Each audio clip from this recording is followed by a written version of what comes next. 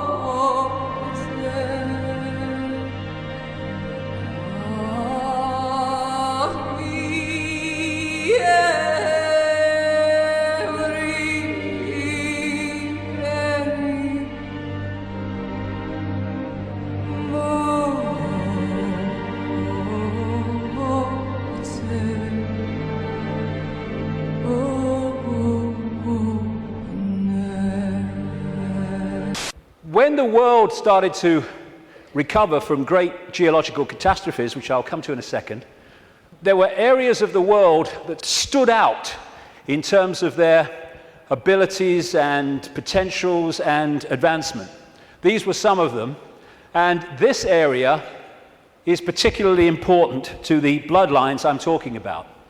The area that was once called Sumer, thousands of years BC, and became Babylon. This is why Babylon comes up in the writings of these people so often. And it's Mesopotamia, the land between two rivers. They didn't invade Iraq just for oil or just for anything. They didn't invade it for one thing, but multiple things. But one reason they're so obsessed with Iraq is because to these bloodlines in control of the world today, this is a very significant, almost religious piece of land of historical importance to them. As Sumer and Babylon broke up, these bloodlines started going walkabout. They became the royal families of the world. And what do royal families claim? The right to rule because of the divine right to rule. The Chinese emperors used to claim the right to be emperor because of their genetic connection to the serpent gods. And this is a theme all across the world between the serpent gods and royalty. They became the aristocracy and the royal families, claiming the right to rule because of their DNA. Just down the bloody road from here, we have a head of state in Britain to this day who is only head of state because of her DNA. Head of state because of her DNA. I actually made a complaint, nothing happened to it, but I made a complaint to the Race Relations Commission, or whatever they call it. They said, if you see racism, report it. So I reported the royal family. I thought, well, I mean, you would.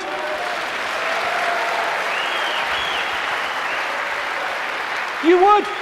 Because they go, racism, we must stop racism. All these bloody politicians go, well, get down to Buckingham Palace then. You're saying you can only be head of state, not only if you're bloody white, effectively, but if you only come from the same bloody family. Ridiculous. Anyway, it's always been and it still is.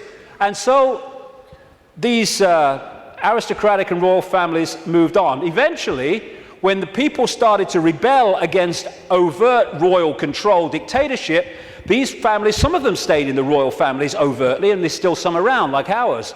But these families moved into politics, into banking, into business, and became the dark suit, but they still perceive themselves as royalty, as special, because of this genetic connection to the serpent gods.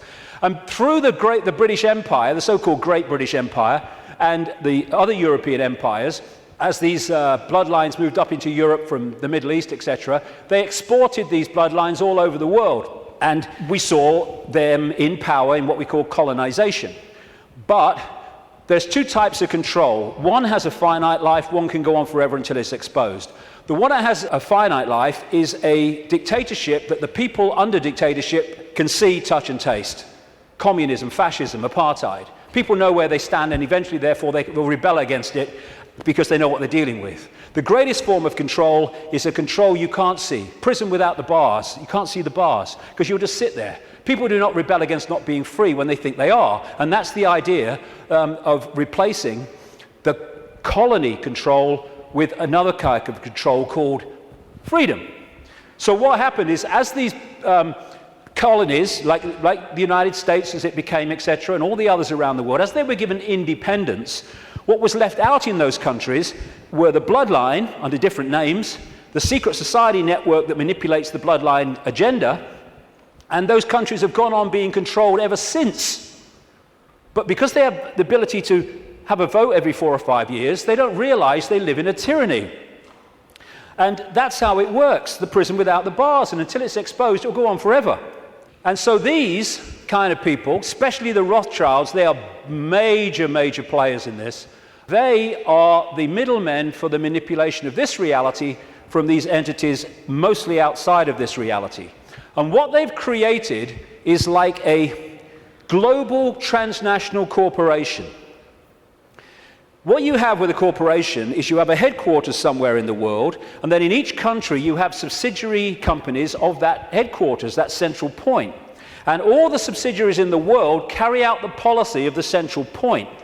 Well, what these Illuminati hybrid family networks have done is create exactly the same, but instead of companies, they are secret society networks. So you've got the center of the web in Europe, for historical reasons, at operational level anyway, people at places like London, not the British government, the secret society centre in London. In Rome is another one, the Roman Church, Rome, and other points in Europe. And then in each country, you have families from the network in those countries whose job it is to run the networks that control that country's business, banking, politics, media, all of it. And so what you have is, from this central point in Europe, the center of the web, all these different places and countries all over the world then impose on their country what is being dictated here. And that's why, as I travel around the world, I see the same things being introduced in different countries at the same time, overwhelmingly justified by the same excuses. It's all a global network. Relations with each other. The Bush lineage has blood ties to a great number of former presidents. George Washington, Millard Fillmore, Franklin Pierce, Abraham Lincoln, Ulysses Grant, Rutherford Hayes, James Garfield, Grover Cleveland, Teddy Roosevelt, William Taft, Calvin Coolidge, Herbert Hoover, Franklin Roosevelt, Richard Nixon, and Gerald Ford. Michael Tessarion points out in his work that Bush is closely related to every European monarch on and off the throne, and has kinship with every member of Britain's royal family. Bush's family tree can be documented as far back as the early 15th century. He has a direct descent from Henry III and from Henry VIII's sister Mary Tudor. He is also descended from Charles II of England.